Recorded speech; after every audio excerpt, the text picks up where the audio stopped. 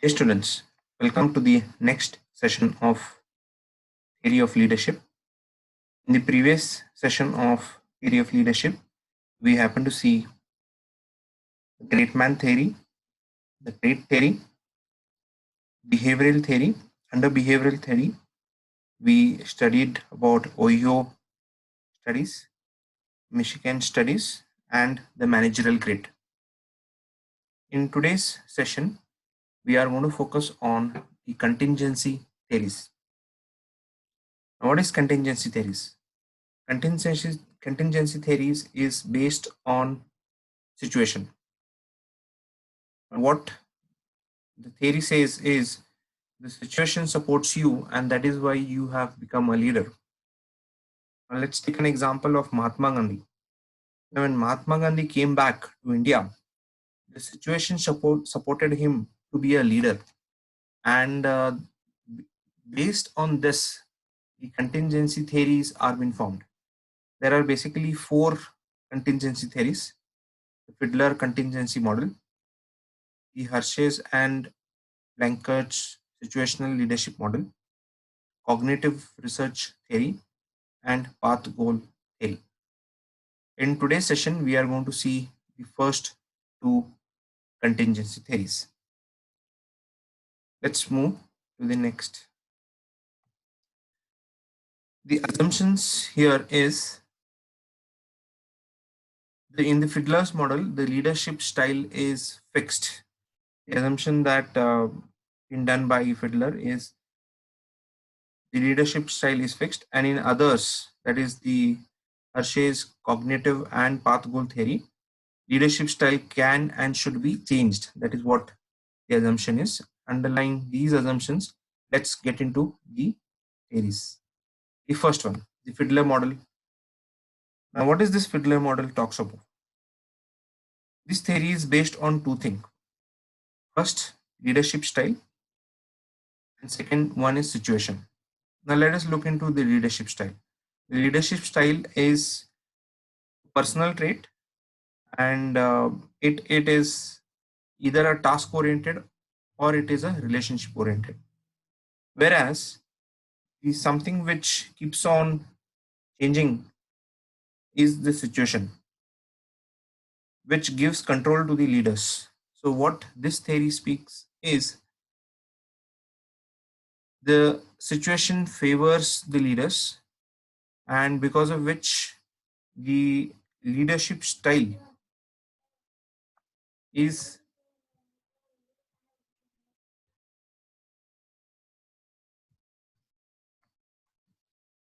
the key assumption here is leader must fit the situation, and once he fits into the situation, the leader is someone who takes the control, and he becomes a wonderful leader. Now the Fiedler model is based on one of the assumption is leadership style is fixed and can be measured, and the measurement tool used is least preferred coworker, which is a survey which has been done to find out on a scale of as many as 16 parameters, and the 16 adjectives are being used, and the person would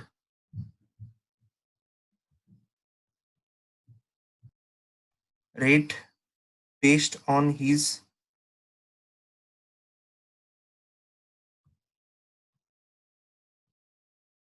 least preferred coworker. Now the score is 1 to 10, and the scale is as simple as like this, where 16 different adjectives and 8 point scale is being used, and two parameters, two variables like pleasant and unpleasant is being used.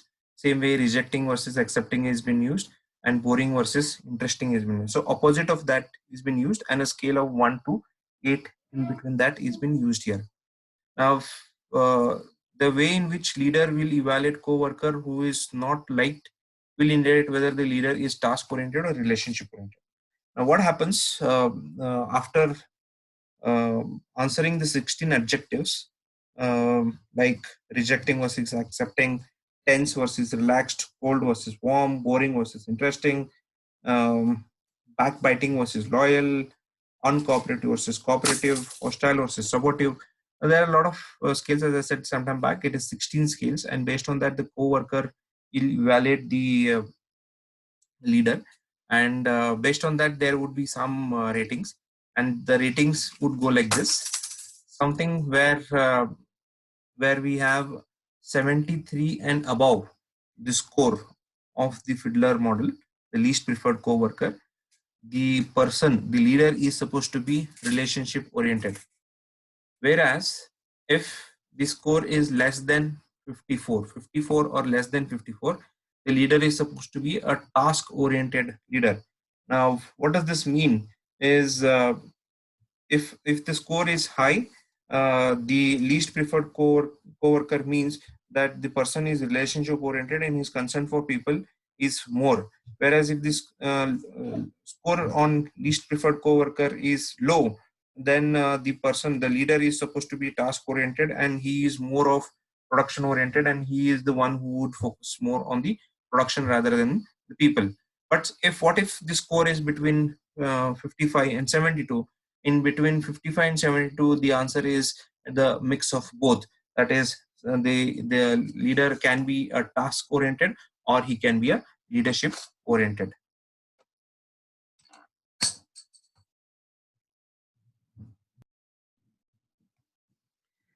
Let's look into the next slide. Now, what is this score here if plotted on what we get here is the three situations, that is the leader member relationship, the task structure, and the position power. Now, let me go first to explain what is leader member relationship, task structure, and position power. The leader member relation defines the degree to which the members respect and trust the leader. The second one, task structure, defines the degree to which the job assigned are procedural. And the third one, positional power, the degree of influence leader has over power variable like hiring, firing, and promotion. Now, let us look into this. What is defining this situation?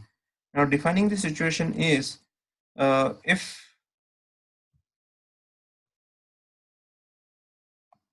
the leader member relationship, the first one.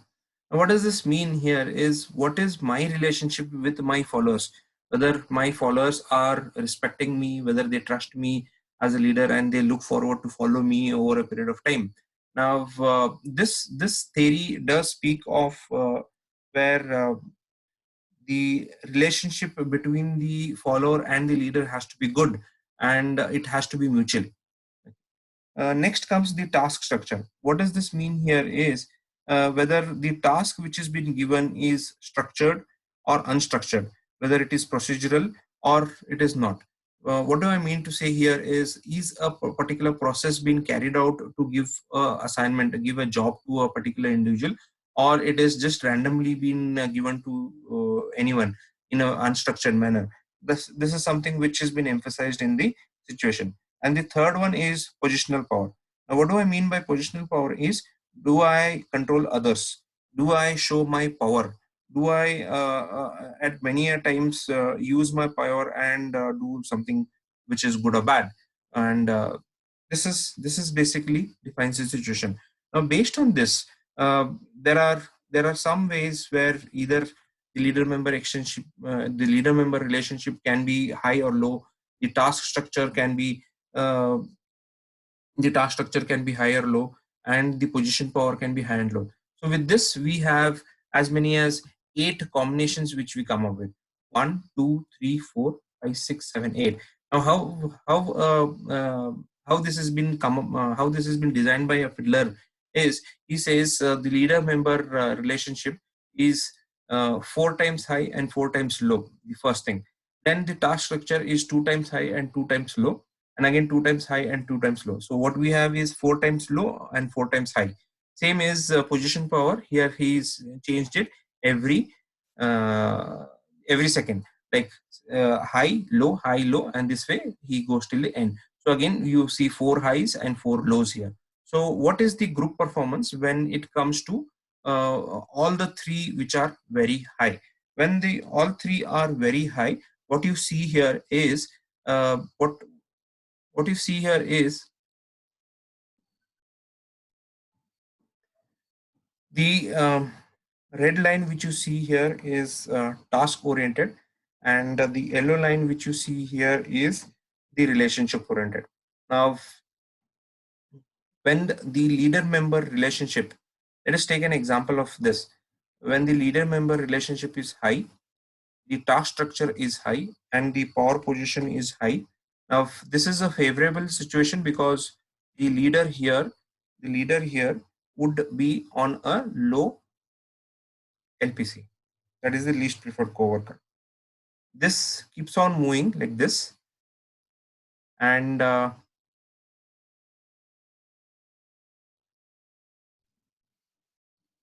so what you see here is a high least preferred co-worker ratings. When you have a leader member relationship which is high, task structure is high, and position power is high, and it keeps on going when high, or it keeps on creeping on the top when the task structure is low, and the power position is also high. So what happens here is there is a change in the relationship orientation. Now, from the least preferred co-worker survey, what we see here is someone who is in this part, that is the leader member relationship. When he is having high, they are the one who are the preferred one as a leaders, because they are in favor of you. Okay. And someone who is when the leader member relationship is very low, they are the ones who are having uh, uh, unfavorable, because their least preferred co-worker ratings would be quite low. But in between this, this is the one which where the relationship orientation is mostly low, or in between. So what happens here in this case is this zone is where uh, the leader is moderate, and he is neither very strict, neither that very task structure, and his position power is also low. So because of which this is a nice position where a leader should be from the least preferred co-worker survey. But what you see here is from the task orient perspective, he is always on a higher performance. The group performance at the end of the day is always on a higher side. But as and when it comes down, he becomes a moderate leader, and it goes on to the top again. He becomes a favorable. So from a task oriented point of view, he becomes favorable, whereas from the high least preferred co-worker point of view, he becomes favorable here and unfavorable here.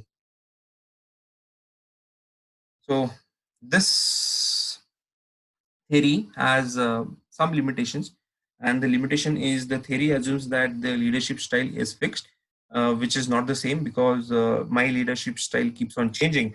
And as we go back to one of the slide which says that the change in this situation, when the leadership style is fixed, there are only two situations which arises: change the leader or change the situation, and both are not feasible in this case. Whereas the second criticism speaks of is there are only three situations which have been considered, that is the leader member relationship, the task structure, and the positional power. Whereas these situations probably would not suffice, is the criticism for this theory. So we have studied the Fiedler model, and this is a contingency theory, or we also call it as a situational theory. And this is the first part of the situational theory. And we have one more theory, which is called as Hersey-Blanchard's situational leadership theory. Now, what does it do? It again considers the situations, and here what has happened is it assumes, based on again the followers, and this is the first theory which speaks of the followers, whereas the previous all the theories which we have seen, what happens in those theories is leadership is being focused, whereas in this theory the followers are being considered as a situation, and they are being taken into consideration. This is again based on the contingency theory of leadership, and it is also called as a situational leadership theory. Now, what happens in this theory is the leadership can change their behaviors. Earlier theory, the contingency theory, where we happen to see the leadership style is fixed, whereas in this theory, the assumption is the leaders can change their behavior. Either they can be a task oriented or a relationship oriented, and there is consideration in terms of followers task maturity, their ability and experience comes into picture, and followers psychological maturity also comes into picture, where their willingness to take responsibility is something which is discussed. Now, what is this task maturity? Is do I have the ability? Am I able to take up certain things? Is something which comes into picture. So the followers task maturity comes into picture, and psychological maturity is, am I willing to take responsibility? Am I the one who is willing to do a lot of things in the organizations, and when a task is being given, do I take it up as an initiative and accountable towards it? The assumptions in this theory is the leaders can and should change their leadership style to fit their followers' degree of readiness.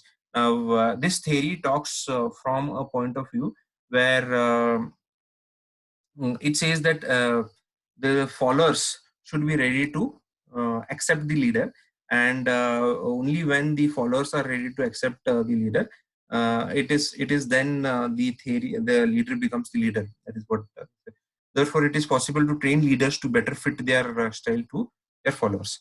Now, moving on to the next slide, this talks of, as I was sometime back speaking of, is the situational leadership theory, a contingency theory that focuses on followers' readiness, and the more they ready the followers, the less the need for leader to support and supervision. If what this theory speaks is in a very simple way, if somebody is ready to follow you, you need not to you need not to break your head. You just have to support them and supervise them, and your followers will do the rest of the thing. But if your followers are not ready to accept you as a leader, then in that case you will have to put in a high level of energy, and that makes you a tough leader. Now, this is what he's drawn as a diagrammatic figure.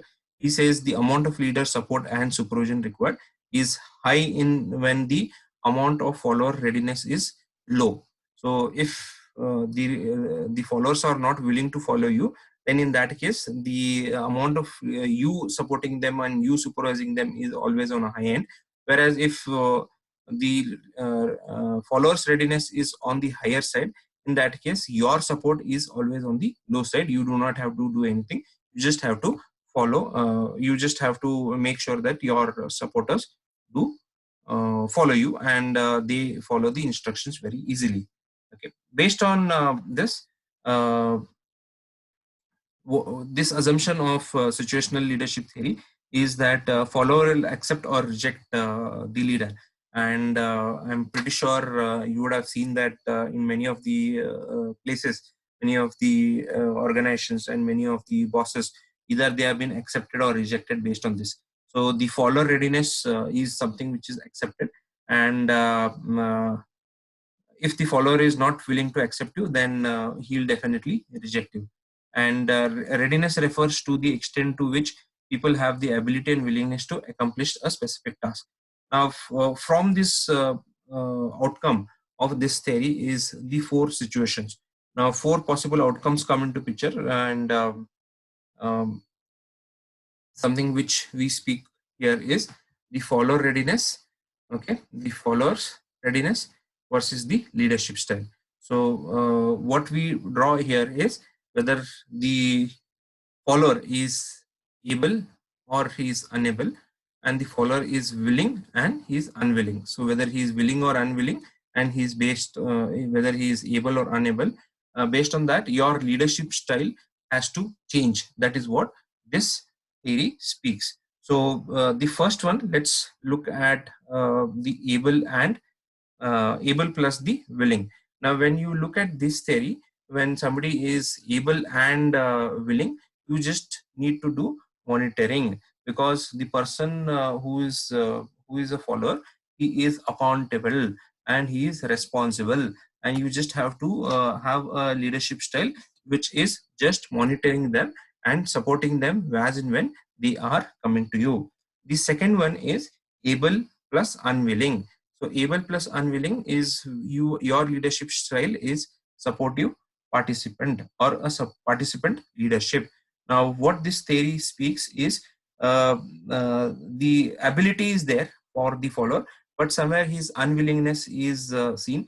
He don't want to work, or he doesn't want autonomy.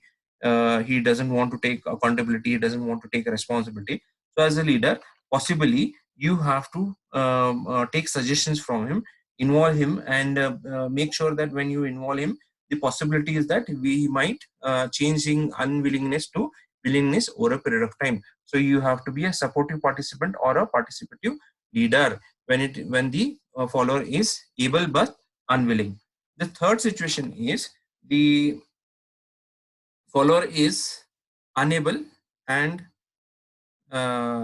he's willing. So when the follower is unable but he's willing, that is a good sign, because possibly ability wise he is lacking, which can be trained over a period of time. So what is the leadership style, as you will have to take up, is a directional leadership. You will have to make sure that each and every time you brief him, and you explain him the different stages. At stage 1 what is to be done, stage 2 what is to be done, stage 3 what is to be done, so that he's because he's willing, he will be training himself, and he'll make sure that though he's unable in terms of his ability, he will make sure that he understands the instructions and he will follow you as a supporter or a follower. The last one is the most dangerous, where the follower readiness is unable as well as he's unwilling to. So here is where as a follower, if he's unable and unwilling, you have a high task orientation.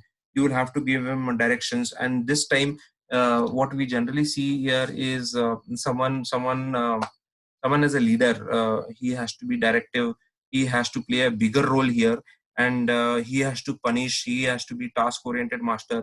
He has to make sure that if the work is not done, he's the one who comes as a leader and pinpoints, and he punishes even if he shows a lot of procedures. So you in general, you need not to be a relationship oriented, you need to be a task oriented leader, and you are supposed to give him directions only, and you need not to show any part of relationship, or you should not bring uh, uh, any willingness to show sympathy towards this particular person, because he's unable plus he's unwilling. So these are the basic things in the two theories which we happen to see today. And I only wish that we would have been in the class, and I would have explained you better sitting there. But if you have gone through the video, please make sure that if you have not understood, or if you have not followed anything, please do talk to me, and please do call me, please do message me, so that I would be in your service for help you out. So with this, I would end today's class, and um, we would meet tomorrow again. Thank you.